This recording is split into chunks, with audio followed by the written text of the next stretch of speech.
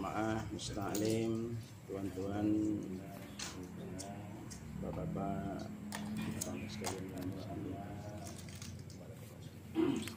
alhamdulillah, puji dan syukur kita sampaikan kehadirat Allah SWT,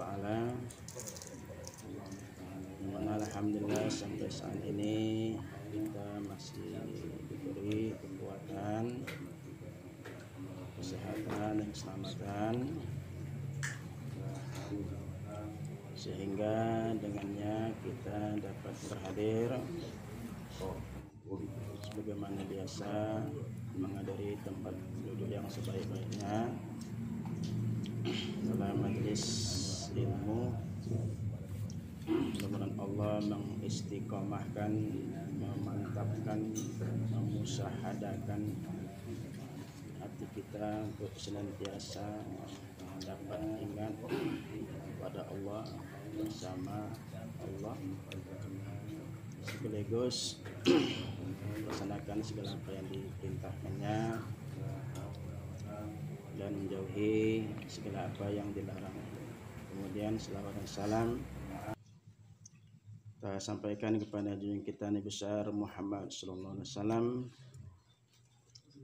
pada keluarga dan para sahabatnya. Ringkasnya, semoga kita semua diberi syafaat di yaumil masyaqqah. Allahumma shalli ala sayyidina Muhammad wa ala alihi sayyidina Muhammad. Kembali kita melihat sambung gaji kemarin, bagaimana tiga dimensi diri ini bisa selamat kepada Allah. Pertama, yang dikatakan manusia itu ada tubuh, jasad, ya, bagaimana menyelamat jasad itu. Yang kedua ada hati, bagaimana menyelamat hati itu. Yang ketiga ada ruh, bagaimana pula menyelamatkan ruh itu. Kalau manusia itu hanya tubuh saja, tidak ada pula ruh, tak ada pula hati, itu namanya mayat.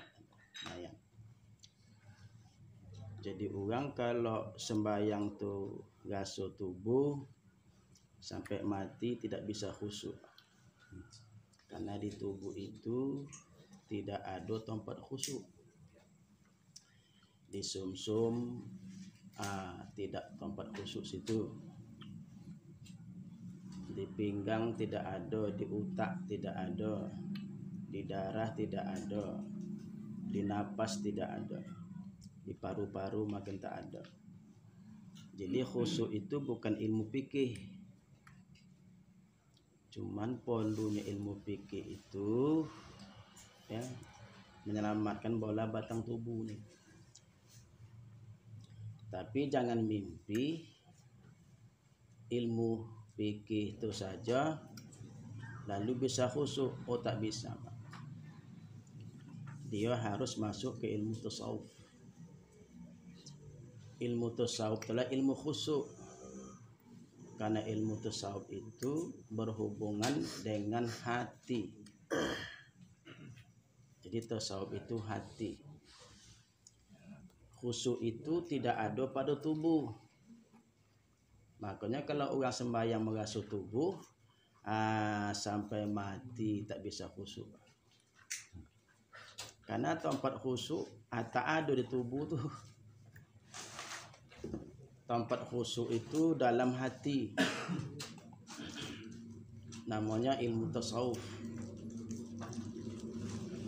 Ketika tubuh itu mengajarkan ibadah, harus hati itu mengajarkan ibadah juga.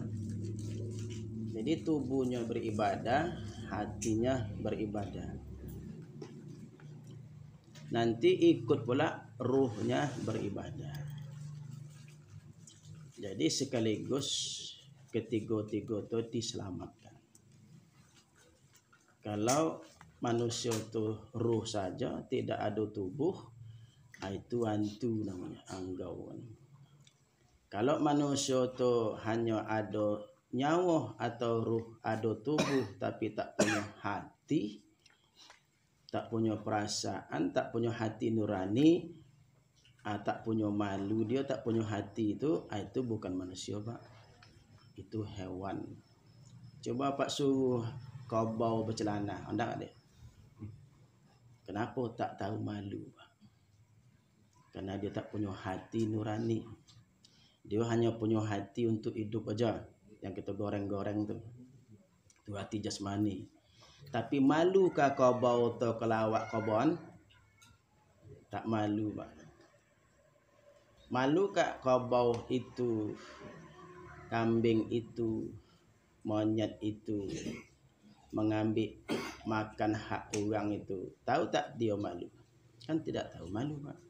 Cuman dia tuh hanya ada nyawa untuk hidup, ada jasad, tidak punya hati, tidak punya perasaan, tidak punya hati nurani. Jadi kalau ada yang tak tahu malu, satu sana. Itulah Pak. Mengapa dibilang oleh Allah ulaika kal an'am, lebih parah daripada binatang? Karena dia punya lahum qulubul la yafqauna biha. Dia manusia tu punya hati tapi tak berfungsi, Pak. Tidak digunakannya hati itu untuk khusyuk kepada Allah. Dia tak pernah nyembah Allah. Orang macam gitu tu tak pernah nyembah Allah. Dia hanya menyembah hawa nafsu. Boleh kita cek, boleh, Pak. Sekarang kita cek boleh. Orang yang tidak bermakrifah kepada Allah, orang yang tidak mengenal Allah, dia tak pernah nyembah Allah. Yang dia sembah itu hawa nafsu. Makanya dado, tubuh hanya menghadap Ka'bah. Kita periksa, Ka'bah bukan Allah, Pak. Ka'bah itu makhluk. Mau katakan hati dia nyembah Allah, hati dia ke pajak, Pak. Kita periksa, pajak bukan Allah. Mau katakan hati nyembah Allah, hatinya ke ladang. Kita periksa, ladang bukan Allah, Pak. Sekarang menyembah siapa dia? Orang yang tidak kenal Allah sampai mati tak menyembah Allah, menyembah hawa nafsu. Inilah kata Allah, afara'aita man ittakhaza ilahahu hawahu wa adzalallahu ala ilmi. Tahukah kamu orang yang mengambil hawa nafsu sebagai Tuhannya, dan orang itu disesatkan Allah dengan hawa nafsu tadi, sementara sebenarnya dia tahu Tuhan itu Allah, tapi dia tak pernah menyembah Allah. Karena tidak pernah sekali dia merasakan Allah yang dia sembah. Pada waktu ia akan na'budu itu, Pak, kalau Ka'bah dado bukan Allah. Ia akan na'budu di hatinya itu ladang bukan Allah. Sehingga tidak ada sikit pun dia menyembah Allah. Disinilah nanti ruh tertipu. Ruh itu tidak bisa balik. Ruh itu tidak bisa sampai kepada Allah. Apa sebabnya? Gini dia, Pak. Ada orang memperturutkan mengikut kemauan jasmani, namanya nafsu nafsiyah batang tubuh dia. Itulah banyak yang diperturutkan orang sampai bersebunuhan, Pak. Namanya memperturutkan nafsu jasmani. Apa yang diperturutkan sehingga ruh itu golak? Nafsu nafsiyah tadi, Pak, hanya dipikirnya makan, tidur, minum, mencari makan, buat sangka, beranak. Itulah orang bersebunuhan, Pak. Itu adalah kebutuhan jasmani. Kemudian ruh itu tertutup, ada lagi pengaruh nafsu jasmani itu bersama nafsu amarah. Nafsu amarah itu kerjasama sama akal, Pak. Akalnya tidak berfungsi untuk menyelamatkan ruh. Jadi nafsu amarah itu kerjasama sama nafsu jasmani. Apa kemauan nafsu jasmani itu kerjasama dia sama akal. Kemudian nafsu amarah itulah menutupi ruh, mengajak ruh itu jangan bercinta, jangan suka, jangan gomo, jangan tekonang, jangan ingat Allah. Itulah surat Ibrahim ayat 3. Allazina yastahibbunal hayatad dunya 'alal akhirah. Orang banyak sekarang terpengaruh mencintai kehidupan hayatad dunya al akhirah daripada hidup sebenarnya di akhirat. Mengapa bisa begitu? Arruhnya wayasudduna an sabilillah. Si iblis yang amarah nafsu sama kita itu menghalang-halangi jangan mengaji ruh. Jangan mengaji kolbu. Kalau polu ruh itu sumum, bukmum, omyum, pahum, layar jiun. Itu kegomohan bola hawa nafsu amarah sama akal dan jasmani. Itu partai dia lah tu, Pak. Berkoalisi lah dia dengan jasmani, dengan hawa nafsu amarah sama akal. Iman sama ruh tu, Pak, tersopit. Jadi mereka sudah dipalingkan oleh iblis sama kita nih. Iblis sama kita tuh hawa nafsu amarah tadi. Menjadilah hati kita atau ruh kita mensaril waswasil khannas, terbimbangkan sehingga meragukan, dia tak peduli lagi pada ruh dia, Pak. Hampir 99%, mohon maaf, tidak ada orang hendak memikirkan menyelamatkan diri dia yang sebenarnya. Diri dia yang sebenar itu ruh. Nungka nangki tidak menanyo tubuh, Pak. Nungka nangki tak pernah menanyo hati. Yang Allah tanya itu di barzakhun itu adalah diri kita yang sebenar. Diri kita sebenar itulah tak pernah orang berfikir macam mana menyelamatkan diri yang bakal ditanya Allah tu. Yang tahu orang ialah tunggang tunggik sembahyang, tapi tak tahu Allah. Tak bisa selamat, Pak. Karena ruh tu butuh kepada Allah. Cobalah kita kerahkan kojab iman kita. Ya. Benar apa enggak dalam kitab itu jasad ditanya Allah? Kan tidak ada, Pak. Tidak ada dalam kitab iman kita, dalam kubur itu yang ditanya jasad, tidak ada. Tapi orang bersebuno nyelamat jasadnya ada ilmu fikih itu, Pak. Ilmu fikih itu adalah jalur ihdinas siratal mustaqim pada syariat. Ilmu tasawuf itu jalur ihdinas siratal mustaqim pada tarekat, pada hati. Ilmu makrifat hakikat itu jalur untuk menyelamatkan ihdinas siratal mustaqim pada ruh. Jadi tak bisa hanya tubuh saja. Tubuh ini ada yang memandikan, ada yang mengontohnya, tapi tak ditanya Tuhan dalam kubur. Bahkan hati pun tak tanya Tuhan, Pak. Mana pernah, hai hati, ikhlas kau? Tak ada, Pak. Tapi polu ikhlas tu. Tak ditanya berapa kali kau sembahyang, tapi tubuh polu sembahyang. Yang ditanya itu bola yang sebono, diri yang sebono. Diri yang sebono dalam tubuh ini bola ruh. Nah itu udah dapat kita diri ruh tu, siapa ruh tu, Pak. Itu cara menyelamatkannya.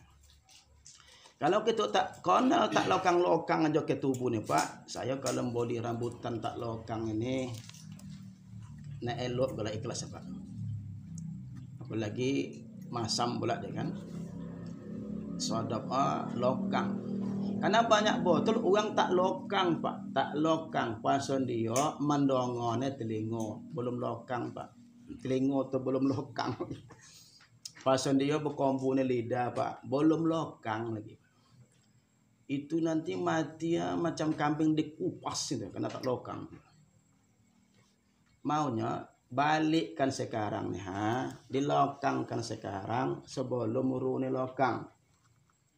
Nanti kalau ruh itu udah lokang Pak, udah sopat macam kambing dikupas hidup-hidup, tak bisa masuk lagi kemari.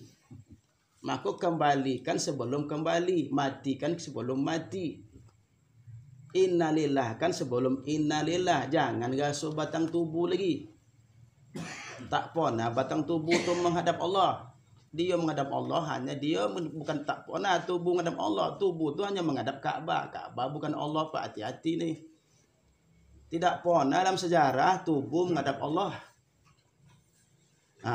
Dalam kitab mana pun tak pernah tubuh menghadap Allah. Tubuh hanya menghadap Ka'bah. Apabila kempong sikit tubuhnya, batal Pak. Batal sembahyang tubuh. Yang menghadap Allah mana? Hati baru ikhlas. Ikhlas itu hanya hati itu mengikhlaskan. Yang menghadap Allah itu diri ruh. Kenapa perlu hati? Biar ikhlas dia dibolo. Karena wamah yaya itu hati Pak. Wamah mati pun hati juga menimbul. Kenapa wamah yaya itu hati? Ruh. Ngapa wamah yaya itu tasawuf? Hidup ini Pak. Dari lahir sampai mati itulah wamah yaya. Semua proses hidup yang menimpa kita, senang, sakit, sehat itu Pak, menimbulnya hati nih Pak. Contohnya pada awak yang tak sodap, siapa nih Pak? Bukan tongkuk Pak, bukan tulang, bukan sondi-sondi, menimu tuh hati Pak. Tapi diontok kemari bisa hati. Panapa lagi sotongkuk Pak?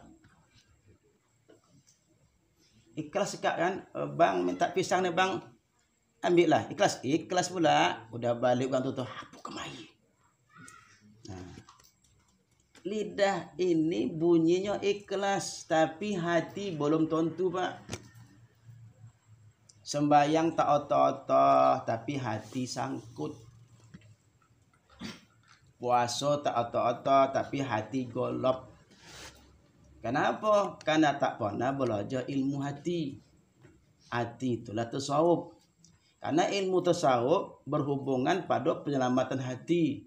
Ilmu tauhid berhubungan pada penyelamatan ruh. Ruh itu najis dia syirik. Hati itu najisnya ujub, dongki, riya, bersangko, dondom. Itu najis hati. Kalau najis body, darah, muntah, nana Pak. Di batang tubuh dan di kain, di tempat-tempat tuh. Yang tak tersinggung itu ruh itu menajis Pak. Apa najis ruh itu?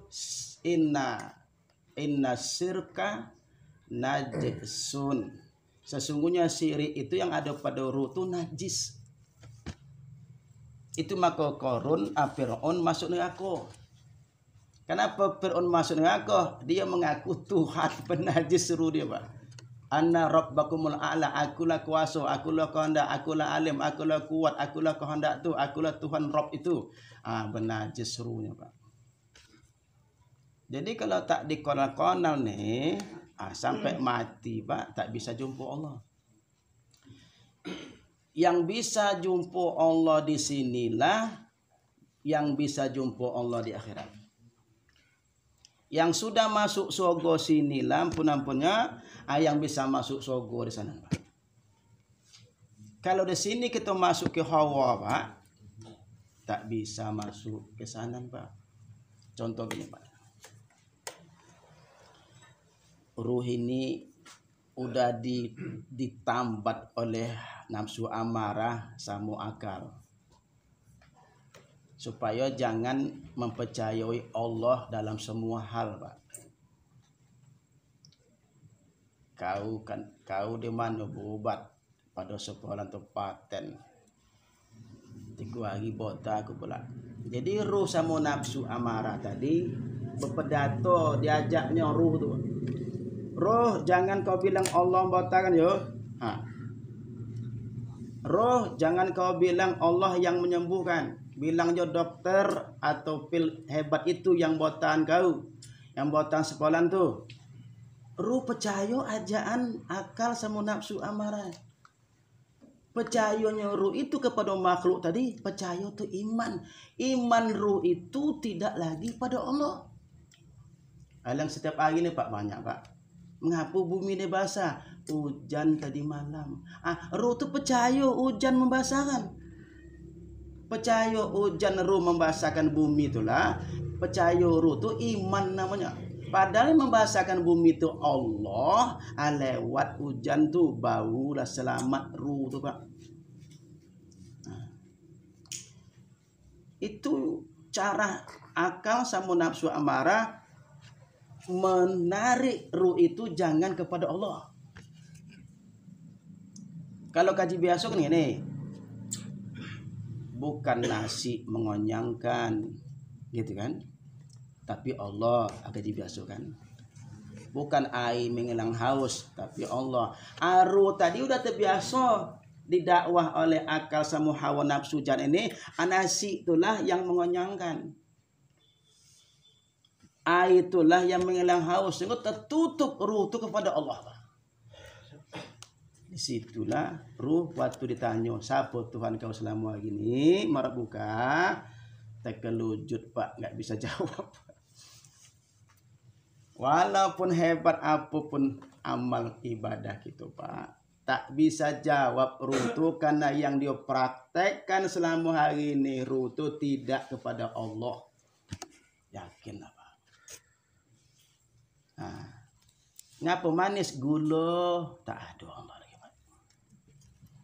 Jadi akal sama nafsu amarah mendakwah ruh itu kau harus percaya membuat manis tu gula Pak. Betul tak tu Pak? Sampai setiap hari gitu. Tak ingat lagi ruh tu yang membuat manis tu Allah pada gula. Pernah tak orang begitu? Tidak gula manis tu Allah membuat manis. Pernah? Pernah. Jadi ruh itu begitu jadi tutupi oleh makhluk-makhluk ini sehingga makhluk itulah bagi bokas membuat manis itu Pak. Ini ngau masam limau. Berarti dia mengimani membuat limau, membuat masam itu tidak Allah, limau. Hampir setiap hari. Jadi amal ruh itu tak ada. Amal ruh itu makrifat. Aku berbulu aja lah pada aku nengok budak tu. Budak Pak, habis dah tu Pak. Ruh tu. Ket lagi dia ke. Tak nampaknya tidak bergerak satu zarah itu kalau tidak Allah yang membuat satu zarah itu. Kalau iman dia berjalan di atas siratal mustaqimnya iman, ruh itu pasti memandang bahwa itu afal Allah. Karena ruh itu menengok budak itulah yang mengojonya. Ruh percaya gara-gara budak ni lah. Tak ada gara-gara Allah lagi. Nabi Muhammad itu berdoa darahnya di mulutnya ni. Itu jangan tak kafir Quraisy tu bertumbuk berperang campak gigi tu berdoa darah tu. Jangan sampai setetes pun jatuh ke bumi tu. Sahabat bertanya, "Ya Rasulullah, mengapa tak kau bagi setetes darah kau sampai ke bumi?" "Oh tidak, aku sayang sama yang menumbuk aku ni Karena dia tak tahu siapa Allah, siapa aku tak tahu dia. Aku mengharap dia tu percaya beriman." Mengapa gitu mana? Kalau jatuh setetes darah aku ni ke bumi, itu buminya menggulungnya jam ini. Buminya menolan dia jam ini. Karena aku ni kekasih Allah. Itu Allah memerintahkan cabut nyawa orang yang menumbuk gigi Rasulullah Tuhan. Karena darah sampai setetes ke bumi itu. Coba Pak, baca 5 juta. Kenapa? Kita bukan Rasul. Kita bukan Nabi Muhammad. Begitulah mulia Rasulullah. Karena berfungsi wa'afini wa'afu anhu. Awak baca ke wa'afu anhu tu. Tapi tak sebab maafan. Betul tak? Tiap hari Pak. Wa'afini wa'afu anhu. Kata malaikat mana? Bongak agak sama ke ia kena berdua ia kena stain bongak agak kata malaikat. Kata kau je nyembah Allah, kau nyembah hawa nafsu kau mana Allah berkau dia. Di situlah tertipu ruh, Pak. Dia main perasuan dia sampai sembah Allah pun sampai ke hawa. Bukan main-main nih Pak, bukan main-main ruh nih. Ini karena kita belum keluar ruh nih Pak.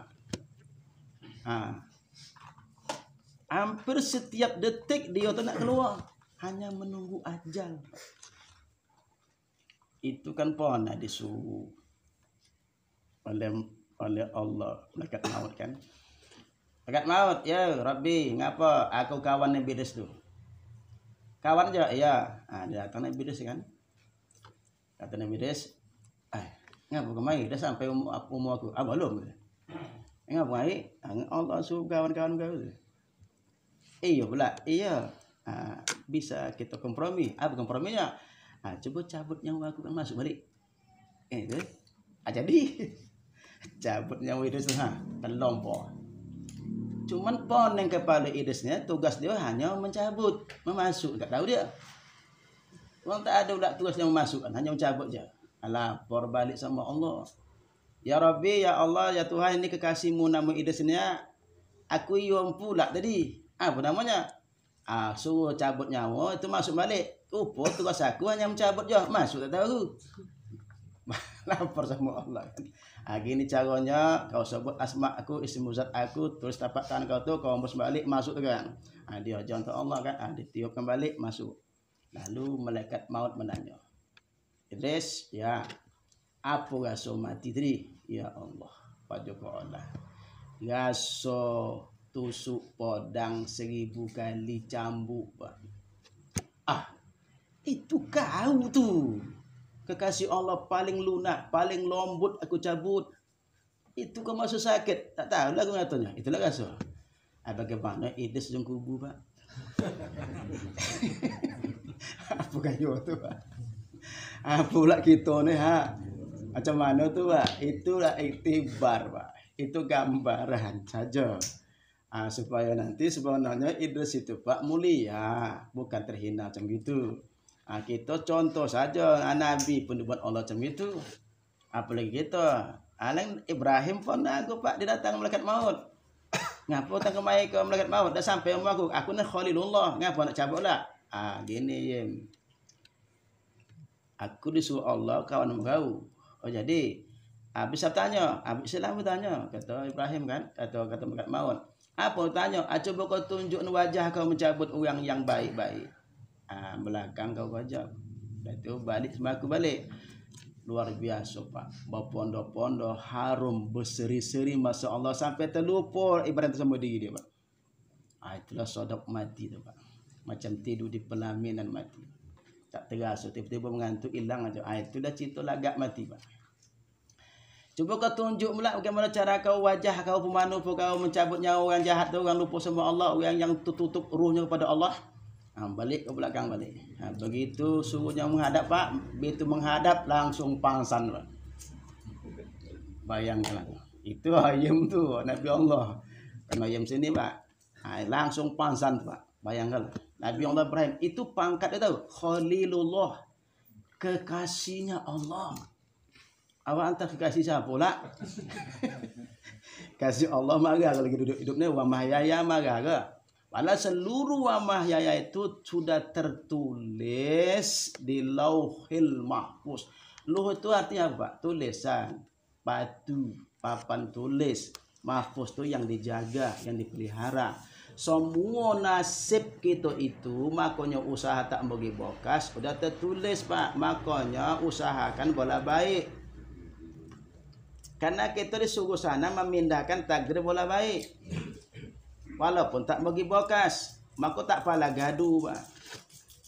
Yang hendak kita cari ni, Pak, di dalam itu bagaimana kita ni pindah ke bola iman. Bukan bola akal sama nafsu. Jadi kenapa tadi ruh itu tidak pernah dia ingat Allah, tidak pernah dia merasa Allah. Si pendakwahnya tadi, Pak, itu profesional, Pak. Hawa nafsu sama akal itu licik betul. Sama kebutuhan jasad hawa nafsu ini mengrongrong ruh itu biak butuh jangan sempat balik kepada Allah. Di mana untuk bosnya itu Pak? Ini di bawah susunya Pak. Dua jari di bawah susu jenderal-jenderal, nah menghancur ruh itu Pak.